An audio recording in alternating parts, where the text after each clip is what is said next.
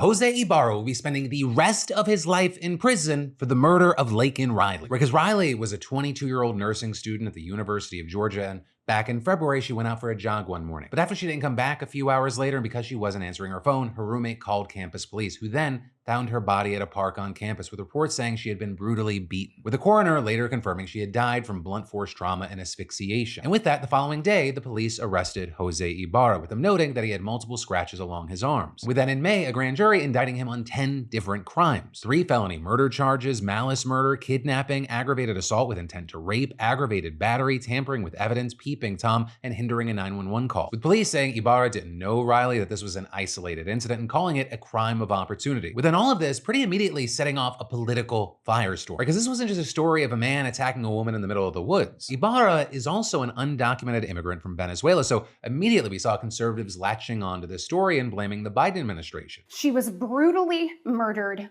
by one of the millions of illegal border crossers President Biden chose to release into our homeland.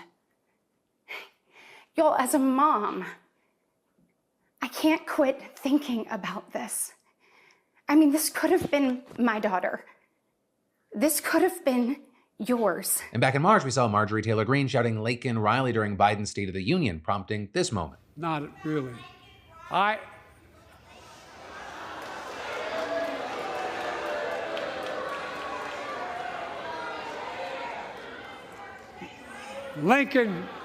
Laken Riley, an innocent young woman who was killed by an illegal.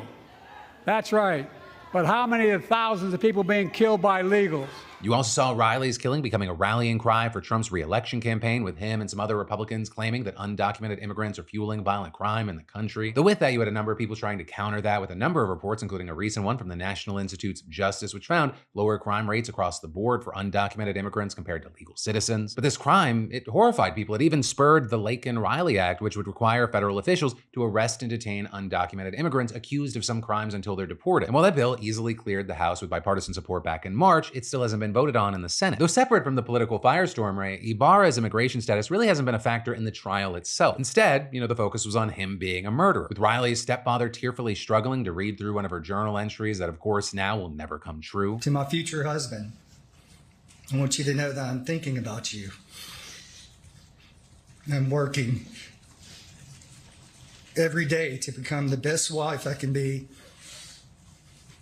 By working through my current relationships to best prepare me for ours and our kids one day. I can't wait to love you in the best way I know how for the rest of our lives. You also had prosecutors describing Ibarra as a predator who went hunting for females at the university, and Special Prosecutor Sheila Ross specifically saying when Laken Riley refused to be his rape victim, he bashed her skull in with a rock repeatedly, and then presenting evidence including the discovery of Ibarra's DNA under Riley's fingernails and his thumbprint on her phone screen, with him also describing surveillance footage purportedly showing Ibarra attempting to dispose of evidence after the killing. And then on top of that, a number of local and federal law enforcement witnesses provided detailed accounts placing Ibarra at the scene mainly through cell phone data and GPS data from Riley's smartwatch. Now with this, the defense argued that while the evidence was graphic and disturbing, it didn't prove Ibarra's guilt, also claiming there was no evidence that Ibarra intended to rape her. But in the end, after everything played out, after Ibarra previously waived his right to a jury, Judge H. Patrick Haggard found him guilty on all charges. And then with that, he has been sentenced to life in prison without possibility of parole, which is actually exactly what prosecutors had asked for, with him declining to seek the death penalty. And among those celebrating the decision, you had Donald Trump, who wrote, "The illegal who killed our beloved Laken Riley was just found guilty on all counts for his horrific crimes." And adding, "It is time to secure our border and remove these criminals and thugs from our country so nothing like this can happen again." Right, and this notably as, for example, this week, we had him confirming that he intended to declare a national emergency and use the military for mass deportations. But ultimately, that is where we are here. And of course, I'd love to know your thoughts, really, whether it be about either level of this story. Because at one level, of course, you have everything political about the situation, and the other, you just have a murderer being held accountable for the murder of a young woman.